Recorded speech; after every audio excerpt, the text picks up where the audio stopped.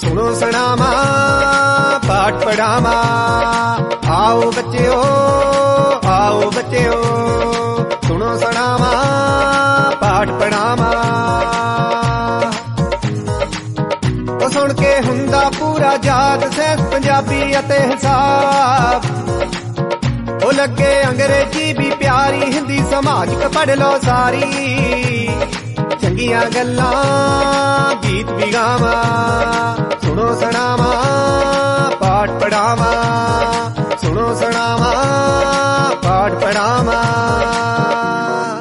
Doaba radio.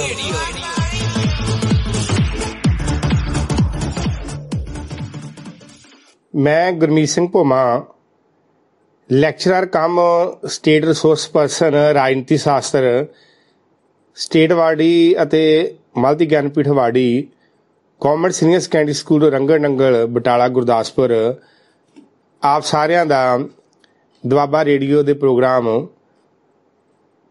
ਸੁਣੋ ਸੁਣਾਵਾਂ ਪਾਠ ਪੜ੍ਹਾਵਾਂ ਦੇ ਵਿੱਚ ਸਵਾਗਤ ਕਰਦਾ ਹਾਂ।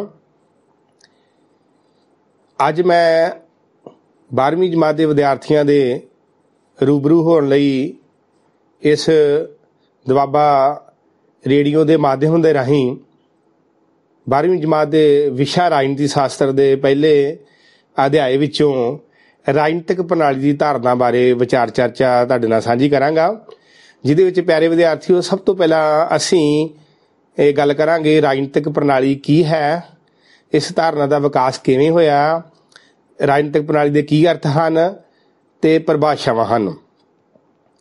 ਸੋ ਪਿਆਰੇ ਵਿਦਿਆਰਥੀਓ, ਰਾਜਨੀਤਿਕ ਪ੍ਰਣਾਲੀ ਦੀ ਧਾਰਨਾ 20ਵੀਂ ਸਦੀ ਦੇ ਵਿੱਚ ਸਭ ਤੋਂ ਪਹਿਲਾਂ 20ਵੀਂ ਸਦੀ ਦੇ ਸ਼ੁਰੂ ਵਿੱਚ ਰਾਜਨੀਤੀ ਸ਼ਾਸਤਰ ਅਧਿਐਨ ਦੇ ਵਿੱਚ ਆਈ ਨਵੀਂ ਕ੍ਰਾਂਤੀ ਵਿਵਹਾਰਵਾਦ, ਬਿਹੇਵੀਅਰਿਜ਼ਮ ਜਿਹਨੂੰ ਅਸੀਂ ਬੋਲਦੇ ਹਾਂ, ਉਹਨਾਂ ਦੇ ਅਨੁਸਾਰ ਜੇਕਰ ਅਸੀਂ ਰਾਜਨੀਤੀ ਸ਼ਾਸਤਰ ਦਾ ਅਧਿਐਨ ਕਰਨਾ ਹੈ ਤਾਂ ਰਾਜਨੀਤੀ ਸ਼ਾਸਤਰ ਵਿੱਚ ਮਨੁੱਖੀ ਸੁਭਾਅ, human nature in politics, Graham Wallas, Arthur Bentley ਹੁਣਾਂ ਨੇ ਸਭ ਤੋਂ ਪਹਿਲਾਂ ਇਸ ਬਾਰੇ ਗੱਲ ਕੀਤੀ ਤੇ ਇਸ ਧਾਰਨਾ ਨੂੰ ਡੇਵਿਡ ਈਸਟਨ, ਰਾਬਰਟ ਹਡਾਲ ਅਤੇ ਆਲਬਰਟ ਪਾਵਲ ਹੁਣਾਂ ਨੇ ਪੋਪੂਲਰਾਈਜ਼ ਕੀਤਾ।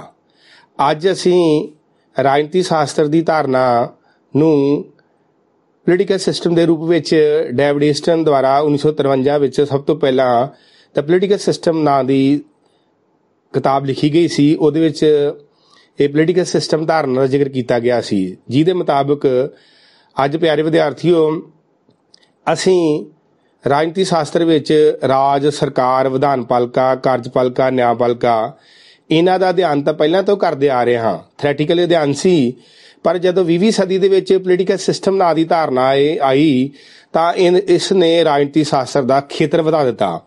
ਅੱਜ ਰਾਜਨੀਤੀ ਸ਼ਾਸਤਰ ਇੱਕ ਅੰਪੀਰੀਕਲ ਵਿਸ਼ਾ ਬਣ ਗਿਆ ਹੈ, ਪ੍ਰੈਕਟੀਕਲ ਵਿਸ਼ਾ ਬਣ ਗਿਆ ਹੈ। ਪਹਿਲਾਂ ਜਿੱਥੇ ਅਸੀਂ ਰਸਮੀ ਢਾਂਚਿਆਂ ਦਾ ਅਧਿਐਨ ਕਰਦੇ ਸੀ, ਜਿਵੇਂ ਕਿ ਸਰਕਾਰ ਦੇ ਰਸਮੀ ਢਾਂਚੇ ਹੈ, ਕਾਰਜਪਾਲਿਕਾ, ਵਿਧਾਨ ਪਾਲਿਕਾ, ਨਿਆਂਪਾਲਿਕਾ ਕੀ ਹੈ, ਪਰ ਅੱਜ ਦਾ ਅਧਿਐਨ ਰਸਮੀ ਵੀ ਹੈ ਅਤੇ ਗੈਰ ਰਸਮੀ ਵੀ ਹੈ। ਭਾਵ ਅੱਜ ਗੈਰ ਰਸਮੀ ਢਾਂਚੇ ਜਿਹੜੇ ਕਿ ਸਿੱਧੇ ਜਾਂ ਅਸਿੱਧੇ ਰੂਪ ਵਿੱਚ, ਜਿਵੇਂ ਕਿ ਅਸੀਂ ਗੱਲ ਕਰੀਏ ਰਾਜਨੀਤਿਕ ਦਲ, ਪੋਲੀਟੀਕਲ ਪ੍ਰੈਸ਼ਰ ਗਰੁੱਪ ਬਹੁਤ ਹਨ, ਬਹੁਤ ਸਾਰੀਆਂ ਨਾਨ ਗਵਰਨਮੈਂਟ ਆਰਗੇਨਾਈਜੇਸ਼ਨ ਹਨ ਜਿਹੜੇ ਕਿ ਪੋਲੀਟੀਕਲ ਸਿਸਟਮ ਨੂੰ ਵੱਡੇ ਪੱਧਰ ਤੇ ਵਿਦਿਆਰਥੀ ਪ੍ਰਭਾਵਿਤ ਕਰਦੀਆਂ ਹਨ। ਸੋ ਅੱਜ ਪੋਲੀਟੀਕਲ ਸਾਇੰਸ ਦਾ ਜਿਹੜਾ ਸਕੋਪ ਹੈ ਇਸ ਨਵੀਂ ਧਾਰਨਾ ਕਰਕੇ, ਵਿਵਹਾਰਵਾਦ ਕਰਕੇ, ਬਿਹੇਵੀਅਰਿਜ਼ਮ ਕਰਕੇ ਬਹੁਤ ਵੱਡਾ ਬਣ ਗਿਆ ਹੈ। ਸੋ ਰਾਜਨੀਤੀ ਸ਼ਾਸਤਰ ਦੇ ਇਤਿਹਾਸ ਵਿੱਚ ਇੱਕ ਵੱਡੀ ਕ੍ਰਾਂਤੀ ਸੀ ਜਿਹਨੇ ਰਾਜਨੀਤੀ ਸ਼ਾਸਤਰ ਦਾ ਸਕੋਪ ਵਧਾ ਦਿੱਤਾ। ਸੋ ਅੱਗੇ ਅਸੀਂ ਗੱਲ ਕਰਦੇ ਹਾਂ ਹੁਣ ਰਾਜਨੀਤਿਕ ਪ੍ਰਣਾਲੀ ਹੈ ਕੀ ਹੈ, what is the meaning of political system। ਰਾਜਨੀਤਿਕ ਪ੍ਰਣਾਲੀ ਦੋ ਸ਼ਬਦਾਂ ਤੋਂ ਮਿਲ ਕੇ ਬਣਿਆ ਹੈ, ਪੋਲੀਟੀਕਲ ਐਂਡ ਸਿਸਟਮ। ਰਾਜਨੀਤਿਕ ਸ਼ਬਦ ਦਾ ਸਭ ਤੋਂ ਪਹਿਲਾਂ ਅਸੀਂ ਅਰਥ ਲੈਂਦੇ ਹਾਂ। ਰਾਜਨੀਤਿਕ ਸ਼ਬਦ ਸ਼ਕਤੀ ਅਤੇ ਸੱਤਾ ਦਾ ਪ੍ਰਤੀਕ ਹੈ। ਰਾਜਨੀਤੀ ਸ਼ਾਸਤਰ ਦੇ ਪਿਤਾਮਾ ਅਰਸਤੂ ਦੇ ਅਨੁਸਾਰ ਰਾਜਨੀਤਿਕ ਸੰਘ ਕੋਲ ਸਰਵ ਸ਼ਕਤੀ ਹੁੰਦੀ ਹੈ ਜਿਹੜੀ ਕਿ ਇਸ ਨੂੰ ਬਾਕੀ ਸੰਘਾਂ ਨਾਲੋਂ ਭਿੰਨ ਕਰਦੀ ਹੈ। ਰਾਬਰਟ ਹਡਾਲ ਅਨੁਸਾਰ ਅਰਸਤੂ ਦੇ ਸਮੇਂ ਤੋਂ ਹੀ ਆਮ ਤੌਰ ਤੇ ਇਹ ਵਿਚਾਰ ਨੂੰ ਸਵੀਕਾਰ ਕੀਤਾ ਗਿਆ ਸੀ ਕਿ ਰਾਜਨੀਤਿਕ ਸਬੰਧ ਕਾਫੀ ਹੱਦ ਤੱਕ ਸੱਤਾ, ਸ਼ਾਸਨ ਜਾਂ ਸ਼ਕਤੀ ਨਾਲ ਸੰਬੰਧਿਤ ਹੁੰਦੇ ਹਨ। ਸੋ ਉਹਨਾਂ ਦਾ ਕਹਿਣ ਦਾ ਭਾਵ ਹੈ ਕਿ ਸਾਡੇ ਸਿਸਟਮ ਅਨੇਕਾਂ ਤਰ੍ਹਾਂ ਦੇ ਸਿਸਟਮ ਹਨ, ਸੋਸ਼ਲ ਸਿਸਟਮ ਹੈ, ਇਕਨੋਮਿਕ ਸਿਸਟਮ ਹੈ, ਪਰ ਕੋਈ ਵੀ ਪੋਲੀਟੀਕਲ ਸਿਸਟਮ ਹੋਣ ਦਾ ਤਾਂ ਹੀ ਦਾਅਵਾ ਕਰ ਸਕਦਾ ਹੈ ਜੇ ਉਹਦੇ ਕੋਲ ਅਥਾਰਟੀ ਹੈ, ਸੱਤਾ ਹੈ। ਸੋ ਇੱਥੇ ਇੱਕ ਗੱਲ ਕਰਨਯੋਗ ਹੈ, so there is difference between power and authority. ਇਹ ਗੱਲ ਸਮਝਣ ਵਾਲੀ ਹੈ। ਸੱਤਾ ਹਮੇਸ਼ਾ ਹੀ ਸ਼ਾਸਨ ਦੇ ਕੋਲ ਹੈ, ਸਰਕਾਰ ਦੇ ਕੋਲ ਹੁੰਦੀ ਹੈ। ਪਾਵਰ ਜਿੱਦਾਂ ਅਸੀਂ ਕਹਿ ਲਈਏ ਕਿ gangster money and muscle power ਦੇ ਨਾਲ ਲੋਕਾਂ ਨੂੰ ਡਰਾਉਂਦੇ ਧਮਕਾਉਂਦੇ ਹਨ, ਪਰ ਉਹ ਪਾਵਰ ਟਾਈਮ ਬੀਇੰਗ ਹੈ ਪਾਵਰ। ਅਥਾਰਟੀ ਉਹ ਪਾਵਰ ਹੈ ਜਿਹੜੀ ਕਿ ਲੈਜੀਟੀਮੇਟ ਹੈ, ਜਿਹਨੂੰ ਲੋਕਾਂ ਵੱਲੋਂ ਮਾਨਤਾ ਮਿਲੀ ਹੈ। ਸੋ ਇਸੇ ਕਰਕੇ ਆਲਮੰਡ ਜੀ ਕਹਿੰਦੇ ਹਨ ਕਿ ਕਾਨੂੰਨੀ ਸਰੀਰਕ ਜਬਰੀ ਸ਼ਕਤੀ, ਲੈਜੀਟੀਮੇਟ ਫਿਜ਼ੀਕਲ ਕੋਅਰਸਿਵ ਪਾਵਰ, ਭਾਵ ਕਿ ਕਿਸੇ ਵੀ ਸੰਗਠਨ ਕੋਲ ਜਿਹੜੀ ਵੀ ਸ਼ਕਤੀ ਕਾਨੂੰਨੀ ਹੈ, ਲੈਜੀਟੀਮੇਟ ਪਾਵਰ ਹੈ, ਜਿਹਨੂੰ ਕਿ ਲੋਕੀ ਮਾਨਤਾ ਦਿੰਦੇ ਹਨ। ਜਿਵੇਂ ਕਿ ਸਰਕਾਰ ਕੋਲ ਅਥਾਰਟੀ ਹੈ, ਪੁਲਿਸ ਕੋਲ ਕਾਨੂੰਨੀ ਸ਼ਕਤੀ ਹੈ। ਇਹ ਉਹ ਸ਼ਕਤੀ ਹੈ ਜਿਹਨੂੰ ਲੋਕੀ ਮਾਨਤਾ ਦਿੰਦੇ, ਕਿਉਂਕਿ ਲੋਕਾਂ ਨੂੰ ਪਤਾ ਕਿ ਪੁਲਿਸ ਸਾਡੇ ਵਾਸਤੇ, ਸਾਡੀ ਸੁਰੱਖਿਆ ਵਾਸਤੇ ਹੈ, ਫੌਜ ਸਾਡੀ ਸੁਰੱਖਿਆ ਵਾਸਤੇ ਹੈ। ਸੋ ਇਸੇ ਕਰਕੇ ਅਸੀਂ ਸਰਕਾਰ ਦੇ ਕਾਨੂੰਨਾਂ ਦੀ ਪਾਲਣਾ ਕਰਦੇ ਹਾਂ। ਪਰ ਦੂਜੇ ਪਾਸੇ ਜੇਕਰ ਦੇਖਿਆ ਜਾਵੇ ਤਾਂ ਜੇਕਰ ਕੋਈ ਪਾਵਰ ਆਪਣੇ ਕਾਨੂੰਨ ਬਣਾਵੇਗਾ, ਜ਼ਬਰਦਸਤੀ ਲਾਗੂ ਕਰੇਗਾ, ਤਾਂ ਉਹ ਇਲੀਗਲ ਹੋਏਗਾ। ਉਹ ਪਾਵਰ ਥੋੜਾ ਚਿਰ ਹੋਏਗੀ, ਪਰ ਇਹ ਜਿਹੜੀ ਪਾਵਰ ਹੈ ਰਾਜਨੀਤਿਕ ਪਾਵਰ ਹੈ, ਰਾਜਨੀਤਿਕ ਸੰਗਠਨਾਂ ਕੋ ਪਾਵਰ ਹੈ, ਇਹ ਸਥਾਈ ਪਾਵਰ ਹੈ। ਸੋ ਇੱਥੇ ਇਹ ਜ਼ਿਕਰਯੋਗ ਹੈ ਕਿ ਪੋਲੀਟੀਕਲ ਹੋਣ ਦਾ ਦਾਅਵਾ ਉਹੋ ਹੀ ਸੰਗਠਨ ਕਰ ਸਕਦਾ ਹੈ ਜਿਹਦੇ ਕੋਲ ਸ਼ਕਤੀ ਹੈ। ਸ਼ਕਤੀ ਵੀ ਕਿਹੜੀ? ਜਿਹੜੀ ਕਿ ਲੈਜੀਟੀਮੇਟ ਫੋਰਸ ਹੈ, ਜਿਹਨੂੰ ਕਿ ਕਾਨੂੰਨੀ ਮਾਨਤਾ ਪ੍ਰਾਪਤ ਹੈ। ਸੋ ਇਹਦੇ ਬਾਰੇ ਵਿੱਚ ਅਸੀਂ ਇਹ ਸਿੱਟੇ ਤੇ ਪਾਉਂਦੇ ਹਾਂ ਕਿ ਰਾਜਨੀਤਿਕ ਦਾ ਸੰਬੰਧ ਸ਼ਕਤੀ ਨਾਲ ਹੈ, ਸ਼ਾਸਨ ਨਾਲ ਹੈ ਤੇ ਸੱਤਾ ਨਾਲ ਹੈ, ਤੇ ਜਿਸ ਸੰਗਠਨ ਕੋਲ ਵੀ ਇਹ ਗੁਣ ਹੈ ਉਹ ਰਾਜਨੀਤਿਕ ਹੋਣ ਦਾ ਦਾਅਵਾ ਕਰ ਸਕਦਾ ਹੈ। ਸੋ ਪਿਆਰੇ ਵਿਦਿਆਰਥੀਓ, ਸੋ ਰਾਜਨੀਤਿਕ ਦਾ ਮਤਲਬ ਇਹੋ ਹੀ ਆ ਕਿ ਜਿਹਦੇ ਕੋਲ ਸ਼ਕਤੀ ਹੈ, ਲੈਜੀਟੀਮੇਟ ਫੋਰਸ ਹੈ, ਜਿਹਨੂੰ ਕਾਨੂੰਨੀ ਮਾਨਤਾ ਪ੍ਰਾਪਤ ਹੈ, ਜਿਹਦੇ ਪਿੱਛੇ ਪਬਲਿਕ ਓਪੀਨੀਅਨ ਹੈ, ਜਿਹਨੂੰ ਲੋਕੀ ਮਾਨਤਾ ਦਿੰਦੇ ਆ ਕਿ ਵਾਕਿਆ ਹੀ। ਸੋ ਰਾਜਨੀਤਿਕ ਸ਼ਬਦ ਹੋਰ ਵੀ ਬਹੁਤ ਸਾਰੇ ਸੰਗਠਨ ਹਨ, ਪਰ ਰਾਜਨੀਤਿਕ ਹੋਣ ਦਾ ਦਾਅਵਾ ਉਹੀ ਸੰਗਠਨ ਕਰ ਸਕਦਾ ਹੈ ਜਿਹਦੇ ਕੋਲ ਲੈਜੀਟੀਮੇਟ ਫੋਰਸ ਹੈ। ਸੋ ਅੱਗੇ ਅਸੀਂ ਗੱਲ ਕਰਦੇ ਹਾਂ ਪ੍ਰਣਾਲੀ ਸ਼ਬਦ ਦੀ। ਪ੍ਰਣਾਲੀ ਸ਼ਬਦ ਦੀ ਵਿਆਖਿਆ ਕਰਦਿਆਂ ਹੋਇਆ ਆਲਮੰਡ ਤੇ ਪਾਵਲ ਦੇ ਅਨੁਸਾਰ ਇਹ ਪ੍ਰਣਾਲੀ, ਇੱਕ ਪ੍ਰਣਾਲੀ ਤੋਂ ਭਾਵ ਕੀ ਹੈ? ਭਾਗਾਂ ਦੀ ਆਪਸੀ ਨਿਰਭਰਤਾ ਅਤੇ ਇਸ ਦੇ ਵਾਤਾਵਰਨ ਵਿਚਕਾਰ ਕਿਸੇ ਪ੍ਰਕਾਰ ਦੀ ਸੀਮਾ ਦੀ ਹੋਂਦ ਤੋਂ ਹੈ। ਭਾਵ ਪ੍ਰਣਾਲੀ ਇੱਕ ਪੂਰਨ ਇਕਾਈ ਹੈ ਅਤੇ ਜਿਹਦੀਆਂ ਅਨੇਕਾਂ ਭਾਗਾਂ ਤੋਂ ਮਿਲ ਕੇ ਬਣੀ ਹੋਈ ਹੁੰਦੀ ਹੈ। So system, what is the meaning of system? ਜਿਹੜੀ ਕਿ ਸੰਪੂਰਨ ਹੈ ਤੇ ਉਹਦੇ ਅਨੇਕਾਂ ਅੰਗ ਹੁੰਦੇ ਹਨ। ਇਹਦੇ ਲਈ ਅਸੀਂ ਇੱਕ ਬਹੁਤ ਹੀ ਮਹੱਤਵਪੂਰਨ ਗੱਲ ਕਰਾਂਗੇ, ਬਹੁਤ ਜ਼ਰੂਰੀ ਗੱਲ ਆ। ਕਾਲਨ ਚੈਰੀ ਦੇ ਅਨੁਸਾਰ ਪ੍ਰਣਾਲੀ ਇੱਕ ਪੂਰਨ ਇਕਾਈ ਹੈ ਜਿਹੜੀ ਅਨੇਕਾਂ ਭਾਗਾਂ ਦੇ ਮਿਲਣਾ ਬਣਦੀ ਹੈ।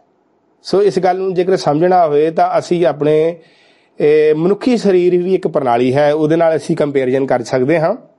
ਜਿਵੇਂ ਮਨੁੱਖੀ ਸਰੀਰ ਦੇ ਵਿੱਚ ਅਸੀਂ ਗੱਲ ਕਰਦੇ ਹਾਂ ਰੈਸਪੀਰੇਟਰੀ ਸਿਸਟਮ, ਸਾਡੀ ਸਾਹ ਕਿਰਿਆ ਹੈ, ਬਲੱਡ ਸਰਕੂਲੇਸ਼ਨ ਸਿਸਟਮ ਹੈ, ਇਸ ਤੋਂ ਇਲਾਵਾ ਸਾਡਾ ਨਰਵਸ ਸਿਸਟਮ ਹੈ। ਸੋ ਇਹ ਸਾਡੇ ਸਾਰੇ ਸਿਸਟਮ ਹਨ ਜਿਹੜੇ ਕਿ ਇੱਕ ਹਿਊਮਨ ਸਿਸਟਮ ਹੈ। ਹਰ ਇੱਕ ਸਿਸਟਮ ਇੱਕ ਦੂਜੇ ਉੱਪਰ ਨਿਰਭਰ ਵੀ ਹੈ ਤੇ ਇੰਡੀਪੈਂਡੈਂਟ ਵੀ ਹੈ। ਸੋ ਦੇਖਣ 'ਚ ਆਇਆ ਹੈ ਕਿ ਇੱਕ ਸਿਸਟਮ ਦੇ ਵਿੱਚ ਵੀ ਜਦੋਂ ਵਿਗਾੜ ਪੈਦਾ ਹੁੰਦਾ ਹੈ ਤਾਂ ਪੂਰਾ ਸਿਸਟਮ ਹਿਲ ਜਾਂਦਾ ਹੈ। ਜਿਵੇਂ ਆਪਾਂ ਇੱਕ ਐਗਜ਼ਾਮਪਲ ਲਾ ਲਈਏ, ਸਾਡਾ ਬਲੱਡ ਸਰਕੂਲੇਸ਼ਨ ਸਿਸਟਮ ਹੈ। ਜੇਕਰ ਸਾਡੇ ਨਰਵ ਦੇ ਵਿੱਚ ਕਿਤੇ ਬਲੌਕੇਜ ਹੈ ਤਾਂ ਅਸੀਂ ਦੇਖਦੇ ਹਾਂ ਕਿ ਹਾਰਟ ਅਟੈਕ ਆ ਜਾਂਦਾ ਹੈ। ਅੱਜ ਦੇ ਦੇਖੋ ਸਾਡੇ ਸਮੇਂ ਦੇ ਵਿੱਚ ਜੇਕਰ ਕਰੋਨਾ ਵਾਇਰਸ ਚੱਲ ਰਿਹਾ ਹੈ ਤੇ ਸਾਡੇ ਸਾਹ ਕਿਰਿਆ ਨੂੰ ਪ੍ਰਭਾਵਿਤ ਕਰਦਾ ਹੈ। ਸੋ ਰੈਸਪੀਰੇਟਰੀ ਸਿਸਟਮ ਨੂੰ ਇਫੈਕਟ ਕਰਦਾ ਹੈ, ਸੋ ਜਿਹਦੇ ਨਾਲ ਆਦਮੀ ਦੀ ਮੌਤ ਹੋ ਰਹੀ ਹੈ। ਸੋ ਇਸੇ ਤਰ੍ਹਾਂ ਹੀ ਇੱਕ ਪ੍ਰਣਾਲੀ ਹੈ, ਇੱਕ ਦੇ ਵਿੱਚ ਵੀ ਵਿਗਾੜ ਪੈਦਾ ਹੋ ਜਾਵੇ ਤਾਂ ਸਾਰਾ ਸਿਸਟਮ ਹਿਲ ਜਾਂਦਾ। ਇੱਕ ਹੋਰ ਆਪਾਂ ਐਗਜ਼ਾਮਪਲ, ਲਾਈਵ ਐਗਜ਼ਾਮਪਲ ਲੈਂਦੇ ਹਾਂ, ਜਿਹਦੇ ਹਾਲ ਹੀ ਸਾਡੇ ਪੋਲੀਟੀਕਲ ਸਿਸਟਮ ਦਾ, ਸਾਡੇ ਦੇਸ਼ ਦਾ ਇੱਕ ਹਿੱਸਾ ਹੈ ਲੱਦਾਖ, ਯੂਨੀਅਨ ਟੈਰੀਟਰੀ, ਜਿਹਦੇ ਵਿੱਚ ਰੀਸੈਂਟਲੀ ਕੀ ਹੋਇਆ ਵਾ ਕਿ ਚਾਈਨਾ ਤੇ ਇੰਡੀਅਨ ਆਰਮੀ ਦੇ ਵਿੱਚ ਡਿਸਪਿਊਟ ਹੋਇਆ ਵਾ ਤੇ ਅੱਜ ਪੂਰਾ ਦੇਸ਼, ਪੂਰਾ ਸਿਸਟਮ ਹਿੱਲਿਆ ਹੋਇਆ। ਸੋ ਦੇਖਦੇ ਆ ਇੱਕ ਸਿਸਟਮ ਪੂਰੇ ਸਿਸਟਮ ਨੂੰ ਇਫੈਕਟ ਕਰਦਾ ਹੈ। ਸੋ ਪ੍ਰਣਾਲੀ ਤੋਂ ਮਤਲਬ ਹੈ ਇੱਕ ਪੂਰਨ ਇਕਾਈ ਹੈ, ਉਹਦੇ ਵੱਖ-ਵੱਖ ਭਾਗ ਹਨ ਜਿਹੜੇ ਇੱਕ ਦੂਜੇ ਉੱਪਰ ਨਿਰਭਰ ਕਰਦੇ ਹਨ। ਜਿਵੇਂ ਕਿ ਅਸੀਂ ਗੱਲ ਕਰਦੇ ਹਾਂ ਪ੍ਰਣਾਲੀ ਵੱਖ-ਵੱਖ ਅੰਗਾਂ ਤੇ ਭਾਗਾਂ ਦੇ ਜੋੜ ਤੋਂ ਬਣਦੀ ਹੈ। ਪ੍ਰਣਾਲੀ ਦੇ ਭਾਗਾਂ ਜਾਂ ਅੰਗਾਂ ਵਿੱਚ ਇੱਕ ਦੂਜੇ ਨੂੰ ਪ੍ਰਭਾਵਿਤ ਕਰਨ ਦੀ ਯੋਗਤਾ ਹੁੰਦੀ ਹੈ। ਪ੍ਰਣਾਲੀ ਦੀਆਂ ਆਪਣੀਆਂ ਸੀਮਾਵਾਂ ਹੁੰਦੀਆਂ ਹਨ, ਪ੍ਰਣਾਲੀ ਵਿੱਚ ਉਪ ਪ੍ਰਣਾਲੀਆਂ ਹੁੰਦੀਆਂ ਹਨ, ਸਬ ਸਿਸਟਮ। ਜਿੱਦਾਂ ਮੈਂ ਹੁਣੇ ਗੱਲ ਕੀਤੀ ਆ, human body is a system and others like ਜਿਵੇਂ ਆਪਾਂ ਗੱਲ ਕਰ ਰਹੇ ਹਾਂ ਨਰਵਸ ਸਿਸਟਮ ਹੈ, ਬਲੱਡ ਸਰਕੂਲੇਸ਼ਨ ਸਿਸਟਮ ਹੈ, ਸਕੈਲਟਨ ਸਿਸਟਮ ਹੈ, these are the sub system of human body. So ਇੱਕ ਸਿੰਪਲ ਐਗਜ਼ਾਮਪਲ, ਜੇਕਰ ਕਿਸੇ ਆਦਮੀ ਨੂੰ ਬੁਖਾਰ ਹੋ ਜਾਵੇ ਤਾਂ ਸਾਰਾ ਸਰੀਰ ਦੇ ਵਿੱਚ ਸਾਰੀ ਦਿਹਾੜੀ ਕੰਮ ਕਰਨ ਨੂੰ ਜੀਅ ਨਹੀਂ ਕਰਦਾ। ਇਸੇ ਤਰ੍ਹਾਂ ਹੀ ਇੱਕ ਸਿਸਟਮ ਦੇ ਸਬ ਪਾਰਟ ਵਿੱਚ ਵੀ ਵਿਗਾੜ ਪੈਦਾ ਹੋ ਗਿਆ ਤਾਂ ਪੂਰਾ ਸਿਸਟਮ ਖਤਮ ਹੋ ਜਾਂਦਾ ਹੈ। ਸੋ ਇਹਨੂੰ ਅਸੀਂ ਪ੍ਰਣਾਲੀ ਬੋਲਦੇ ਹਾਂ। ਪ੍ਰਣਾਲੀ ਇੱਕ ਪੂਰਨ ਇਕਾਈ ਹੈ ਜਿਹੜੀ ਅਨੇਕਾਂ ਭਾਗਾਂ ਤੋਂ ਮਿਲ ਕੇ ਬਣਦੀ ਹੈ, ਜਿਹੜੇ ਇੱਕ ਦੂਜੇ ਉੱਪਰ ਨਿਰਭਰ ਕਰਦੇ ਹਨ ਤੇ ਆਪਣੇ ਆਪ ਵਿੱਚ ਵੀ ਪੂਰਨ ਹੁੰਦੇ ਹਨ। ਸੋ ਪਿਆਰੇ ਵਿਦਿਆਰਥੀਓ, ਤੁਸੀਂ ਸਮਝ ਗਏ ਹੋਵੋਗੇ ਹੁਣ political plus system, political system ਦੋਨਾਂ ਨੂੰ ਮਿਲਾ ਕੇ ਪੋਲੀਟੀਕਲ ਸਾਡਾ ਸਿਸਟਮ ਬਣਿਆ ਹੈ।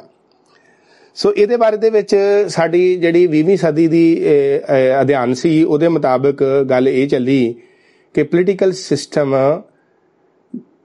ਸਿਸਟਮ ਦੇ ਵਿੱਚ ਜੇਕਰ ਅਸੀਂ ਗੱਲ ਕਰੀਏ ਤਾਂ ਸਬ ਸਿਸਟਮ ਹਨ, ਰਸਮੀ ਢਾਂਚੇ ਵੀ ਹਨ, ਉਹ ਗੈਰ ਰਸਮੀ ਢਾਂਚੇ ਵੀ ਹਨ। ਰਸਮੀ ਢਾਂਚੇ ਗੈਰ ਰਸਮੀ ਢਾਂਚਿਆਂ ਨੂੰ ਮਿਲ ਕੇ ਸਾਡਾ ਪੋਲੀਟੀਕਲ ਸਿਸਟਮ ਬਣਿਆ ਹੈ। ਰਸਮੀ ਢਾਂਚੇ ਦਾ ਅਧਿਐਨ ਅਸੀਂ ਪਹਿਲਾਂ ਹੀ ਕਰਦੇ ਆ ਰਹੇ ਸੀ, ਪਰ ਇਹ ਨਵੀਂ ਧਾਰਨਾ ਆਉਣ ਕਰਕੇ ਅਸੀਂ ਗੈਰ ਰਸਮੀ ਢਾਂਚਿਆਂ ਦਾ ਅਧਿਐਨ ਵੀ ਸ਼ੁਰੂ ਕਰ ਦਿੱਤਾ, ਜਿਸ ਕਰਕੇ ਰਾਜਨੀਤੀ ਸ਼ਾਸਤਰ ਦਾ ਖੇਤਰ ਵੱਡਾ ਹੋ ਗਿਆ। ਅੱਜ ਜਿਹੜੀ ਵੀ ਗਤੀਵਿਧੀ ਜਿਹਦਾ ਸਿੱਧੇ ਜਾਂ ਸਿੱਧੇ ਤੌਰ ਤੇ ਸੰਬੰਧ ਰਾਜਨੀਤਿਕ ਪ੍ਰਣਾਲੀ ਨਾਲ ਹੈ ਜਾਂ ਪੋਲੀਟੀਕਲ ਸਿਸਟਮ ਨੂੰ ਇਫੈਕਟ ਕਰਦੀ ਹੈ, ਉਹ ਰਾਜਨੀਤੀ ਸ਼ਾਸਤਰ ਦੇ ਖੇਤਰ ਵਿੱਚ ਉਹਦਾ ਅਧਿਐਨ ਕੀਤਾ ਜਾਂਦਾ ਹੈ। ਸੋ ਅੱਗੇ ਅਸੀਂ ਗੱਲ ਕਰਦੇ ਹਾਂ ਹੁਣ, ਜੇਕਰ ਗੱਲ ਕਰੀਏ ਹੁਣ ਅਸੀਂ ਗੱਲ ਕਰਦੇ ਹਾਂ ਕਿ ਰਾਜਨੀਤਿਕ ਪ੍ਰਣਾਲੀ ਦੀਆਂ ਪਰਿਭਾਸ਼ਾਵਾਂ ਦੀ ਜੇਕਰ ਅਸੀਂ ਗੱਲ ਕਰੀਏ ਤਾਂ ਅਸੀਂ ਉਹਨਾਂ ਵਿੱਚੋਂ ਮਹੱਤਵਪੂਰਨ ਪਰਿਭਾਸ਼ਾਵਾਂ ਹਨ ਪੋਲੀਟੀਕਲ ਸਿਸਟਮ ਦੀਆਂ, ਜਿਹਦੇ ਵਿੱਚ ਹੁਣੇ ਆਪਾਂ ਗੱਲ ਕੀਤੀ ਹੈ ਰੌਬਰਟ ਹੇਡਾਲ, ਆਲਮੰਡ ਪਾਵਲ ਤੇ ਡੇਵਿਡ ਈਸਟਨ, ਜਿਨ੍ਹਾਂ ਦੇ ਸਿਰ ਇਹ ਸਿਹਰਾ ਵੱਜਦਾ ਵਾ, ਜਿਨ੍ਹਾਂ ਨੇ ਇਹ ਪੋਲੀਟੀਕਲ ਸਿਸਟਮ ਨਾਂ ਦੀ ਧਾਰਨਾ ਨੂੰ ਪੈਦਾ ਕੀਤਾ। ਰੌਬਰਟ ਹੇਡਾਲ ਦੇ ਅਨੁਸਾਰ ਰਾਜਨੀਤਿਕ ਪ੍ਰਣਾਲੀ ਮਨੁੱਖੀ ਸੰਬੰਧਾਂ ਦਾ ਉਹ ਸਥਾਈ ਨਮੂਨਾ ਹੈ ਜਿਸ ਵਿੱਚ ਕਾਫੀ ਮਾਤਰਾ ਵਿੱਚ ਸ਼ਕਤੀ, ਸ਼ਾਸਨ ਜਾਂ ਸੱਤਾ ਸ਼ਾਮਿਲ ਹੈ। ਜਿਵੇਂ ਕਿ ਅਸੀਂ ਪਹਿਲਾਂ ਗੱਲ ਕੀਤੀ ਆ, ਇਹ ਮਨੁੱਖੀ ਸੰਬੰਧਾਂ ਦੀ ਗੱਲ ਆ ਗਈ, ਕਿਉਂਕਿ ਇਹ ਸਟੱਡੀ ਜਿਹੜੀ ਹੈ ਬਿਹੇਵੀਅਰ ਮਨੁੱਖੀ ਵਿਵਹਾਰ ਦੇ ਅਧਿਐਨ ਤੇ ਗੱਲ ਜ਼ੋਰ ਦਿੰਦੀ ਹੈ। Robert Hall, a political system is any persistent pattern of human relationship that involves to a significant extent power, rule or authority. ਗੱਲ ਉਹੀ ਹੋ ਗਈ ਜਿਹੜੀ ਆਪਾਂ ਪਹਿਲਾਂ ਕਰ ਰਹੇ ਸੀ ਕਿ ਮਨੁੱਖੀ ਸੰਬੰਧਾਂ ਦਾ ਅਧਿਐਨ ਹੈ ਤੇ ਨਾਲ ਹੀ ਸ਼ਕਤੀ ਦਾ ਅਧਿਐਨ ਹੈ, ਸੱਤਾ ਦਾ ਅਧਿਐਨ ਹੈ। ਇਸੇ ਤਰ੍ਹਾਂ ਆਲਮੰਡ ਤੇ ਪਾਵਲ, ਇਹਨਾਂ ਦੋਨਾਂ ਦੇ ਬਾਰੇ ਅਸੀਂ ਗੱਲ ਕਰਦੇ ਹਾਂ। ਇਹ ਕੀ ਕਹਿ ਰਹੇ ਆ, ਇਹਨਾਂ ਦੀ ਇਕੱਠੀ ਪਰਿਭਾਸ਼ਾ ਹੈ, ਜਦੋਂ ਅਸੀਂ ਰਾਜਨੀਤਿਕ ਪ੍ਰਣਾਲੀ ਦੀ ਗੱਲ ਕਰਦੇ ਹਾਂ ਤਾਂ ਇਸ ਵਿੱਚ ਅਸੀਂ ਉਹ ਸਾਰੀਆਂ ਅੰਤਰ ਕਿਰਿਆਵਾਂ ਸ਼ਾਮਿਲ ਕਰ ਲੈਂਦੇ ਹਾਂ ਜੋ ਉਚਿਤਾਪੂਰਨ ਸ਼ਕਤੀ ਦੀ ਵਰਤੋਂ ਨੂੰ ਪ੍ਰਭਾਵਿਤ ਕਰਦੀਆਂ ਹਨ। When we speak of political system, we include all interaction which affect the use of or threat of legitimate coercion. ਸੋ ਗੱਲ ਇਹਨਾਂ ਨੇ ਵੀ ਉਹੀ ਕਰ ਦਿੱਤੀ ਆ ਕਿ ਰਾਜਨੀਤਿਕ ਪ੍ਰਣਾਲੀ ਦੀਆਂ ਪਹਿਲਾ ਉਚਿਤਾਪੂਰਨ ਸ਼ਕਤੀ ਦਾ ਪ੍ਰਯੋਗ ਅਤੇ ਦੂਜਾ ਇਸ ਵਿੱਚ ਅੰਤਰ ਕਿਰਿਆਵਾਂ ਦਾ ਹੋਣਾ ਜ਼ਰੂਰੀ ਹੈ। ਡੇਵਿਡ ਈਸਟਨ ਦੇ ਅਨੁਸਾਰ ਰਾਜਨੀਤਿਕ ਪ੍ਰਣਾਲੀ ਅੰਤਰ ਕਿਰਿਆਵਾਂ ਦਾ ਸਮੂਹ ਹੈ ਜਿਸ ਨੂੰ ਕਿ ਸਮਾਜਿਕ ਵਿਵਹਾਰ ਦੀ ਵਿੱਚੋਂ ਅਲੱਗ ਕੀਤਾ ਹੋਇਆ ਹੈ ਅਤੇ ਜਿਸ ਤਰ੍ਹਾਂ ਸਮਾਜ ਲਈ ਸੱਤਾ ਤੱਕ ਕੀਮਤਾਂ ਨਿਰਧਾਰਿਤ ਕੀਤੀਆਂ ਜਾਂਦੀਆਂ ਹਨ। Political system is a set of interaction abstracted from the totality of social behavior through which authoritative values are allocated to a society. Authoritative values. ਸੋ ਇੱਕ ਸਮਾਜਿਕ ਪ੍ਰਣਾਲੀ ਦਾ ਹਿੱਸਾ ਹੈ ਪੋਲੀਟੀਕਲ ਸਿਸਟਮ। ਇਸ ਕੋਲ ਸੱਤਾ ਹੈ ਜਿਸ ਰਾਹੀਂ ਆਪਣੀ ਇੱਛਾ ਨੂੰ ਦੂਜਿਆਂ ਉੱਤੇ ਠੋਸ ਸਕਦੀ ਹੈ। ਸੋ ਗੱਲ ਉਹੀ ਆ ਗਈ ਦੁਬਾਰਾ ਜਿਹੜੀ ਅਸੀਂ ਪਹਿਲਾਂ ਕੀਤੀ ਆ ਕਿ ਪੋਲੀਟੀਕਲ ਪਲੱਸ ਸਿਸਟਮ ਨੂੰ ਜੋੜ ਲਈਏ ਤਾਂ ਪੋਲੀਟੀਕਲ ਸਿਸਟਮ ਬਣਦਾ ਹੈ। ਪੋਲੀਟੀਕਲ ਦਾ ਸੰਬੰਧ ਸਿੱਧਾ ਹੀ ਸ਼ਕਤੀ ਤੇ ਸੱਤਾ ਨਾਲ ਹੈ। ਅੱਗੇ ਅਸੀਂ ਗੱਲ ਕਰੀਏ ਫਿਰ ਪ੍ਰਣਾਲੀ ਦੀ। ਪ੍ਰਣਾਲੀ ਇੱਕ ਸੰਪੂਰਨ ਇਕਾਈ ਹੈ ਜਿਹੜੀ ਕਿ ਸਭ ਪ੍ਰਣਾਲੀਆਂ ਤੋਂ ਬਣਦੀ ਹੈ ਜਿਹੜੇ ਕਿ ਇੱਕ ਦੂਜੇ ਉੱਪਰ ਨਿਰਭਰ ਕਰਦੇ ਹਨ। ਸੋ ਜੇਕਰ ਅਸੀਂ ਪਰਿਭਾਸ਼ਾ ਦੀ ਗੱਲ ਕਰੀਏ ਤਾਂ 3 ਮਹੱਤਵਪੂਰਨ ਪਰਿਭਾਸ਼ਾ ਹਨ ਪਿਆਰੇ ਵਿਦਿਆਰਥੀਓ, ਜਿਨ੍ਹਾਂ ਬਾਰੇ ਅਸੀਂ ਹੁਣੇ ਗੱਲ ਕੀਤੀ ਹੈ। ਤੁਸੀਂ ਇਹਨਾਂ ਸਾਰਿਆਂ ਦਾ ਜੇਕਰ ਨਿਚੋੜ ਕੱਢਣਾ ਚਾਹੋ ਤਾਂ ਅਸੀਂ ਇਹ ਰਾਜਨੀਤਿਕ ਪ੍ਰਣਾਲੀ ਅੰਤਰ ਕਿਰਿਆਵਾਂ ਇਸ ਸਿੱਟੇ ਤੇ ਪਹੁੰਚਦੇ ਹਾਂ ਕਿ ਰਾਜਨੀਤਿਕ ਪ੍ਰਣਾਲੀ ਅੰਤਰ ਕਿਰਿਆਵਾਂ ਅਤੇ ਸੰਰਚਨਾਵਾਂ ਦਾ ਇੱਕ ਅਜਿਹਾ ਸਮੂਹ ਹੈ। ਸੰਰਚਨਾਵਾਂ ਮੀਨਜ਼ ਢਾਂਚਿਆਂ ਦਾ ਇੱਕ ਅਜਿਹਾ ਸਮੂਹ ਹੈ ਜਿਸ ਦੀਆਂ ਉਪ ਪ੍ਰਣਾਲੀਆਂ ਹੁੰਦੀਆਂ ਹਨ ਜਿਨ੍ਹਾਂ ਦੀਆਂ ਉਪ ਪ੍ਰਣਾਲੀਆਂ ਹੁੰਦੀਆਂ ਹਨ ਜਿਨ੍ਹਾਂ ਵਿੱਚ ਅੰਤਰ ਨਿਰਭਰਤਾ ਪਾਈ ਜਾਂਦੀ ਹੈ। ਇਹਨਾਂ ਦੁਆਰਾ ਲਏ ਗਏ ਨਿਰਣਿਆਂ ਪਿੱਛੇ ਕਾਨੂੰਨੀ ਉਚਿਤਾਪੂਰਨ ਸ਼ਕਤੀ ਹੁੰਦੀ ਹੈ, ਜਿਸ ਦੇ ਪ੍ਰਯੋਗ ਦੁਆਰਾ ਇਹ ਆਪਣੀ ਇੱਛਾ ਨੂੰ ਦੂਜਿਆਂ ਤੇ ਠੋਕ ਸਕਦੀ ਹੈ।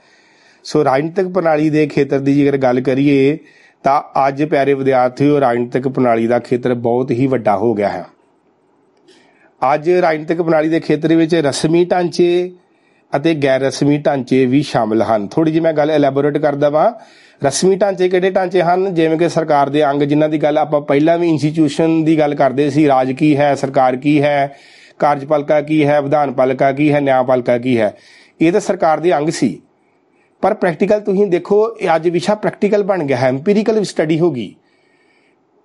ਅੱਜ ਗਵਰਨਮੈਂਟ ਦੇ ਅਦਾਰੇ ਤਾਂ ਅਸੀਂ ਪੜ੍ਹਦੇ ਸੀ, ਇਹਨਾਂ ਇੰਸਟੀਟਿਊਸ਼ਨਾਂ ਦਾ ਅਧਿਐਨ ਥਿਓਰੈਟੀਕਲ ਕਰਦੇ ਸੀ, ਪਰ ਪੋਲੀਟੀਕਲ ਸਾਇੰਸ ਦੇ ਵਿੱਚ ਪੋਲੀਟੀਕਲ ਸਿਸਟਮ ਦੀ ਧਾਰਨਾ, ਵਿਵਹਾਰਵਾਦ ਦੀ ਧਾਰਨਾ ਨੇ ਇੱਕ ਨਵੀਂ ਪੈਦਾ ਕਰ ਦਿੱਤਾ ਕਿ ਰਸਮੀ ਢਾਂਚੇ ਨਹੀਂ, ਗੈਰ ਰਸਮੀ ਢਾਂਚੇ ਵੀ ਪੋਲੀਟੀਕਲ ਸਿਸਟਮ ਨੂੰ ਇਫੈਕਟ ਕਰਦੇ ਹਨ, ਵੱਡੇ ਪੱਧਰ ਤੇ ਕਰਦੇ ਹਨ। ਜਿਵੇਂ ਰਾਜਨੀਤਿਕ Dal, pressure group, non government organisation. ਅੱਜ ਹੀ ਕਿਸੇ ਸਾਡੇ ਪੂਰੇ ਦੇਸ਼ ਦੇ ਵਿੱਚ ਕਿਤੇ ਇੱਕ ਏਰੀਏ ਵਿੱਚ ਹੀ ਕੋਈ ਮਿਸਹੈਪਨਿੰਗ ਹੋ ਜੇ ਜਾਂ ਕੋਈ ਬੰਬ ਬਲਾਸਟ ਲਗਾਤਾਰ ਕੰਟੀਨਿਊਸਲੀ ਹੋ ਜਾਣ ਤਾਂ ਪੂਰਾ ਦੇਸ਼ ਦਾ ਸਿਸਟਮ ਹਿਲ ਜਾਵੇਗਾ, ਕਿਉਂਕਿ ਅੱਜ ਪੂਰਾ ਸਿਸਟਮ, ਸਬ ਸਿਸਟਮ ਇੱਕ ਦੂਜੇ ਨਾਲ ਅਟੈਚ ਹੈ। ਅੱਜ ਗੈਰ ਰਸਮੀ ਢਾਂਚੇ, ਅੱਜ ਕਿਸੇ ਦੇਸ਼ ਦੇ ਵਿੱਚ ਬਗਾਵਤ ਹੋ ਜਾਵੇ, ਬਹੁਤ ਸਾਰੇ ਧਰਨੇ ਲੱਗ ਜਾਣ। ਭਾਰਤੀ ਕਿਸਾਨ ਯੂਨੀਅਨ ਤੁਸੀਂ ਦੇਖਿਆ ਹੋਵੇਗਾ, ਸਾਡੀਆਂ ਕਿਸਾਨਾਂ ਦੀ ਜਦੋਂ ਮੰਗਾਂ ਨਹੀਂ ਮੰਨੀਆਂ ਜਾਈਆਂ ਤਾਂ ਪ੍ਰੈਸ਼ਰ ਗਰੁੱਪ ਪ੍ਰੈਸ਼ਰ ਪਾਉਂਦੇ ਹਨ, ਸਰਕਾਰ ਤੇ ਪ੍ਰੈਸ਼ਰ ਪਾਉਂਦੇ ਹਨ, ਜਿਸ ਕਰਕੇ ਸਰਕਾਰ ਨੂੰ ਉਹਨਾਂ ਦੀਆਂ ਮੰਗਾਂ ਮੰਨਣੀਆਂ ਹੀ ਪੈਂਦੀਆਂ ਹਨ। ਜੇਕਰ ਨਹੀਂ ਮੰਗਾਂ ਮੰਨਦੇ ਤਾਂ ਉਹ ਧਰਨੇ ਲੱਗਦੇ ਹਨ, ਜਲੂਸ ਨਿਕਲਦੇ ਹਨ, ਤਾਂ ਉਸ ਪੋਲੀਟੀਕਲ ਸਿਸਟਮ ਅਫੈਕਟਡ ਹੋ ਜਾਂਦਾ ਹੈ। ਸੋ ਮੇਰਾ ਕਹਿਣ ਦਾ ਭਾਵ ਹੈ ਕਿ ਰਸਮੀ ਢਾਂਚੇ ਨਾਲੋਂ ਗੈਰ ਰਸਮੀ ਢਾਂਚੇ ਪੋਲੀਟੀਕਲ ਸਿਸਟਮ ਨੂੰ ਵੱਡੇ ਪੱਧਰ ਤੇ ਇਫੈਕਟ ਕਰਦੇ ਹਨ। ਸਾਡੇ ਦੇਸ਼ ਵਿੱਚ ਧਾਰਮਿਕ ਸੰਸਥਾਵਾਂ ਹਨ, ਬਹੁਤ ਸਾਰੀਆਂ ਨੌਨ ਗਵਰਨਮੈਂਟ ਆਰਗੇਨਾਈਜੇਸ਼ਨ ਹਨ, ਧਰਮ ਦੇ ਆਧਾਰ ਤੇ ਬਣੀਆਂ, ਜਾਤਾਂ ਦੇ ਧਰਮ ਦੇ ਆਧਾਰ ਤੇ, ਜਿਹੜੇ ਕਿ ਪੋਲੀਟੀਕਲ ਸਿਸਟਮ ਨੂੰ ਵੱਡੇ ਪੱਧਰ ਤੇ ਆਪਣੇ ਕਾਨੂੰਨ ਬਣਾਉਣ ਲਈ ਇਫੈਕਟ ਕਰਦੇ ਹਨ। ਸੋ ਅਸੀਂ ਕਹਿ ਸਕਦੇ ਹਾਂ ਕਿ ਪੋਲੀਟੀਕਲ ਸਿਸਟਮ ਦੇ ਵਿੱਚ ਰਸਮੀ ਅਤੇ ਗੈਰ ਰਸਮੀ ਢਾਂਚੇ ਹਨ, ਜਿਹੜੇ ਕਿ ਰਾਜਨੀਤਿਕ ਪ੍ਰਣਾਲੀ ਨੂੰ ਵਿਆਪਕ ਪੱਧਰ ਤੇ ਇਫੈਕਟ ਕਰਦੇ ਹਨ। ਅੱਜ ਪੋਲੀਟੀਕਲ ਸਾਇੰਸ ਦਾ ਸਕੋਪ ਵੱਧ ਗਿਆ ਹੈ। ਇਹ 20ਵੀਂ ਸਦੀ ਦੇ ਵਿੱਚ ਇਹ ਜਦੋਂ ਨਵੀਂ ਕ੍ਰਾਂਤੀ ਆਈ ਹੈ ਸਿਸਟਮ ਦੇ ਵਿੱਚ, ਜਿਹਨੇ ਕਿ ਰਾਜਨੀਤਿਕ ਪ੍ਰਣਾਲੀ ਦੀ ਧਾਰਨਾ ਨੂੰ ਪੈਦਾ ਕੀਤਾ, ਜਿਹਦੇ ਵਿੱਚ ਅਸੀਂ ਅੱਜ ਵਿਦਿਆਰਥੀਓ ਤੁਹਾਡੇ ਨਾਲ ਮੈਂ ਰਾਜਨੀਤਿਕ ਪ੍ਰਣਾਲੀ ਕੀ ਹੈ, ਰਾਜਨੀਤਿਕ ਪ੍ਰਣਾਲੀ ਦੇ ਢਾਂਚੇ ਕੀ ਹਨ, ਰਾਜਨੀਤਿਕ ਪ੍ਰਣਾਲੀ ਕੀ ਹੈ, ਰਾਜਨੀਤਿਕ ਪ੍ਰਣਾਲੀ ਦੇ ਰਸਮੀ ਢਾਂਚੇ ਹਨ, ਗੈਰ ਰਸਮੀ ਢਾਂਚੇ ਹਨ, ਤੇ ਨਾਲ ਹੀ ਮੈਂ ਵਿਦਿਆਰਥੀਓ ਤੁਹਾਡੇ ਨਾਲ ਅੱਜ ਰਾਜਨੀਤਿਕ ਪ੍ਰਣਾਲੀ ਦੀਆਂ ਮੇਨ ਪਰਿਭਾਸ਼ਾਵਾਂ ਜਿਹੜੀਆਂ ਉਹ ਸਾਂਝੀਆਂ ਕੀਤੀਆਂ ਹਨ। ਸੋ ਇਹਨਾਂ ਵਿੱਚੋਂ ਸਾਨੂੰ ਅਨੇਕਾਂ ਤਰ੍ਹਾਂ ਦੇ ਨਿੱਕੇ ਸਵਾਲ ਜਿਹੜੇ ਆ ਸਾਡੇ ਉਹ ਆ ਸਕਦੇ ਹਨ। ਸੋ ਤੁਸੀਂ ਉਹਨਾਂ ਚਿਰ ਤੱਕ, ਅਗਲੇ ਸ਼ੁੱਕਰਵਾਰ ਤੱਕ ਮੈਂ ਇਸੇ ਹੀ ਚੈਪਟਰ ਨੂੰ ਤੁਹਾਡੇ ਨਾਲ ਕੰਟੀਨਿਊ ਕਰਾਂਗਾ, ਜਿਹਦੇ ਵਿੱਚ ਅਸੀਂ ਪੜ੍ਹਾਂਗੇ ਰਾਜਨੀਤਿਕ ਪ੍ਰਣਾਲੀ ਦੀਆਂ ਵਿਸ਼ੇਸ਼ਤਾਵਾਂ ਕੀ ਹਨ ਤੇ ਰਾਜਨੀਤਿਕ ਪ੍ਰਣਾਲੀ ਦੇ ਕਿਹੜੇ-ਕਿਹੜੇ ਕੰਮ ਹਨ। ਉਹਨੇ ਚਿਰ ਤੱਕ ਤੁਸੀਂ ਪਿਆਰੇ ਵਿਦਿਆਰਥੀਓ, ਤੁਸੀਂ ਰਾਜਨੀਤਿਕ ਪ੍ਰਣਾਲੀ ਦੀ ਨਵੀਂ ਧਾਰਨਾ ਕੀ ਹੈ, ਕਿਹੜੇ-ਕਿਹੜੇ ਆਥਰ ਹਨ, ਉਹਨਾਂ ਦੀ ਕਿਹੜੀਆਂ-ਕਿਹੜੀਆਂ ਪਰਿਭਾਸ਼ਾਵਾਂ ਹਨ, ਉਹਨਾਂ ਨੂੰ ਤੁਸੀਂ ਯਾਦ ਕਰਨਾ ਵੀ ਆ ਤੇ ਆਪਣੀਆਂ ਕਾਪੀਆਂ ਤੇ ਲਿਖਣਾ ਵੀ ਆ। ਸੋ ਤਦ ਤੱਕ ਲਈ ਤੁਹਾਡਾ ਸਾਰਿਆਂ ਦਾ ਰੱਬ ਰੱਖਾ। ਦੁਆਬਾ ਰੇਡੀਓ।